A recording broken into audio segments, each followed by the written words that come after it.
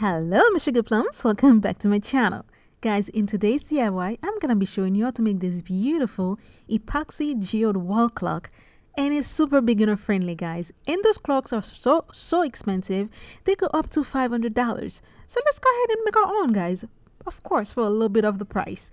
So what we're going to be needing to make this a beautiful clock, it's going to be a clock. And as you can see, I have a very cheap one, guys. I believe I bought this for probably $5 or so. What I went and did, I removed the little motor that have the needle in it. So put this aside, and we're gonna be needing some air dry clay to make this. Of course, I got my clay on Amazon, guys. I'll leave the link for everything that I use in the description box below for you guys if you want to go ahead and check them out. Now, you're going to need some white school glue to glue down your clay to the clock. Now, keep in mind that my clock is it's like wood, but you can use any plastic. If you're gonna use a plastic clock, I suggest that you sand it down, because first of all, we're gonna be needing adding epoxy to it, so it will be better for you if you use a wood piece instead of plastic. But if you're gonna use plastic, make sure you sand it down so the both the clay and the epoxy gonna find something to adhere to. Now what I'm doing right now, I'm just taking a regular marker, and I'm just gonna go ahead and trace out the outline of how I want my geode to look like. And again, guys, I'm gonna be making a 3D geode, so which means that my geode's clock's gonna have it's not gonna be even, it's not gonna be perfectly round, because I want it to have a very asymmetrical look on the outside. So that's why I'm using the clay, because it's better for me. It's easier to manage if to create other shape, because I'm gonna have pieces that's gonna hang on the edge of the round shape of the clock. So to glue it down, again, all you're gonna be needing is just regular white school glue, and I'm just gonna go ahead and work my clay and work it the way I want to place it on the clock itself, and on the edge of the clock also. So I'm gonna go ahead and let you watch this part, guys. It's very self-explanatory. Then we'll come back to show you the next step.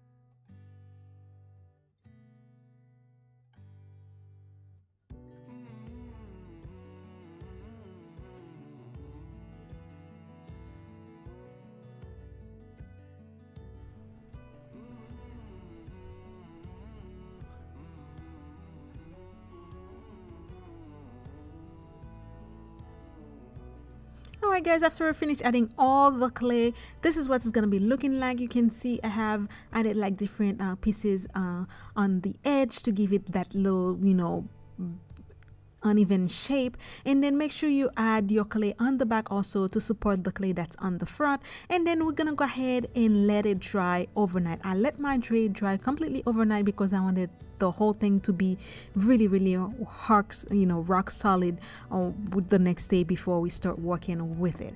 Now this is the next day. As you can see, my clay is completely dry, and now we have like a very nice and defined shape that we're gonna be working with. And this is what the back look like. Now what I'm gonna be doing, guys, I'm gonna go ahead and paint out the entire clock. Now I want to make the clock to have like copper looking, like a brownsy copper or brownish or very dark brown, gold, and I also want it to have a little bit of white in it. So we're gonna go ahead and mix this color to paint the background. Now you don't have to do this part. If you're doing your clock, you can paint it just one even color, depend on what the color of the clock that you're using. But as you can see, my clock it's very like sea like, marine like, yeah.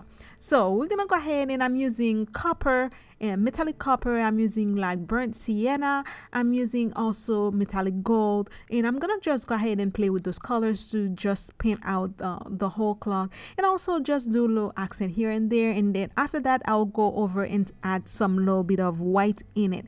Now this color that's showing right now, it's not gonna be showing much, but I'm just adding it just to make sure that if you have a little piece that's peeking through, so that way you have the same color that we're gonna be using on mica powder and epoxy with, so that way you don't have like any white part or like that funky color that we have the original clock look like.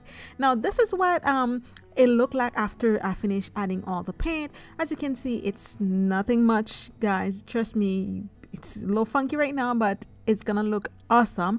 I let it dry for about 2 hours because I wanted the paint to be completely dry before we move on. Now this is the fun part. My favorite part is adding the bling. Now I'm gonna be using my own crushed glass that I made at home, also some like loose gem that I bought on Amazon. Again, guys, everything that I will be using I'll leave for you in the description box below. If you want to know how to make your own crushed glass, I'll check out this video right there. I'll show you how to make your own at home. So I'm gonna be using the like a brown honey gold crushed glass, and I use like different sizes. I make like big chunky one, medium size, and also I'm gonna be using like a clear white crushed glass. Also we're gonna be using all those colors, guys, and what we're gonna be using to glue them down. And I highly suggest that you glue your stone down if you're gonna be doing like any geode or using epoxy on them, because what's gonna happen if you put epoxy on it while it's not glued down, then while you're using your epoxy and using your heat gun to move to pop bubbles and move like the epoxy and heat it up, you might end up moving your stone. So I'm gonna go ahead and glue down my stone everywhere I want to put them. I'm gonna glue the whole thing down, and I'm just using regular hot glue, guys, silicone hot glue. That's all. You don't need to use like any A6000, because you want something to be like right now that's gonna be glued and be done with. So I'm gonna be using hot glue to glue them down. Besides, you're gonna put epoxy on top of it anyway. The only purpose of gluing them down is to make sure that they don't move while you're adding your epoxy. So I'm gonna go ahead and let you watch this part also, guys. I'm just adding my stone everywhere on the on the surface of the clock, and then we'll be right back to show you the next step.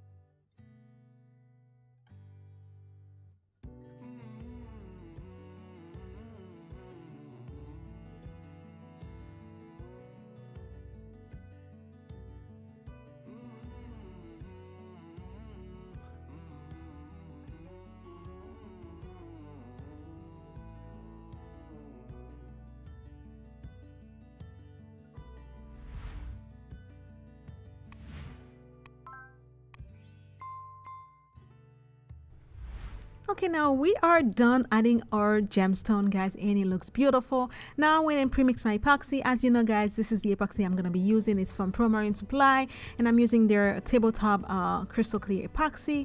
Also, you can use whatever epoxy you want, guys. You don't have to use this one, but if you want to, I'll leave the link for you in the description box below. Again, you can buy this on Amazon or directly from Pro Marine.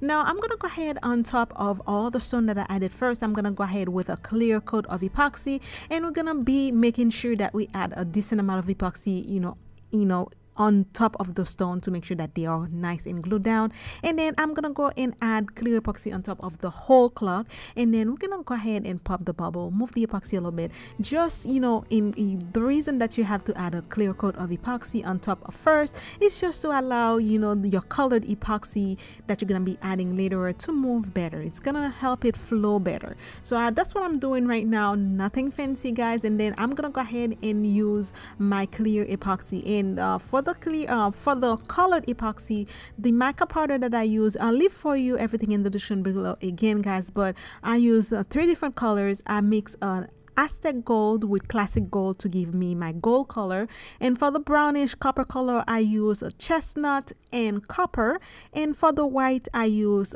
diamond white, pearl white, and shimmer white. So I mix all those together in different, you know, they're different color, and then that's how I get my colors, because I wanted the colors to be more, you know, have like a more different tone to them. So that's why I mix, you know, 2 or 3 colors together to give me the color that I want. And then all I'm gonna be doing, using my little, you know, knife I'm using to mix. I'm just gonna add, you know, strings, little epoxy here and there, and then I'm gonna mix the colors together again using a heat gun, and then that's it. The only tip I wanna give you guys is make sure that, you know, that little hole that's in the center where the motor for the clock's gonna go, make sure it's not clogged. If you have epoxy, you know, fall into it, make sure you clean it up before it's completely set. Otherwise, you know, it's gonna be like a whole mess to clean. So make sure this part is nicely stay clean, so that way later on when everything is cute, you don't have any issue adding your motor back into it, guys. So that's all there is to it, really. Well, once we finish doing that, I'll go ahead with some I'm gonna be using 4 butterflies to make you know, the numbers 12, 3, 6, and 9. But if you have a clock that have like numbers already, you can use the same number. My clock, the number was literally written on top, you know, on the clock itself. So I didn't have any numbers, so I'm gonna be using those little butterflies to create the numbers, those 4 numbers. And then also I'll be using like a little bit of like gemstone just to bling the butterfly out a little bit. You know, guys, I love blings and all this thing. It's not new. So after we finish doing that, guys, that's it. We're gonna go ahead and let the whole thing cure overnight, and then the next morning we're gonna come add the motor back, and then that's it. Our clock is done. Easy peasy, guys. I told you it's a very beginner friendly, nothing to it. The only thing, guys, again, you're using epoxy, make sure you wear your glove, make sure you have your mask on, because it's very toxic. If you're using, make sure you're in a ventilated area. So this is my tip for you. Again, guys, it's safety measure, make sure you use it. And this is what it looked like in the morning. Beautiful, like look like $1,000,000, guys. Seriously, those clock, the cheapest one I saw was like $400, and I'm like, no, I'm gonna make my own.